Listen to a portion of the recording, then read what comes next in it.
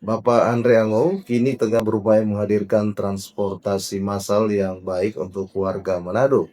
Dan menurutnya dalam sambutan pada rapat paripurna DPRD Manado dalam rangka Hari Ulang Tahun Kota Manado yang ke-402 di kantor DPRD Manado pada hari Senin 14 Juli 2025. Saudara Andre terinspirasi pada transportasi massal yang ada di Jakarta dan Surabaya. Iya, saudara, di Jakarta penumpang hanya membayar Rp3.000 untuk jarak hingga 25 km.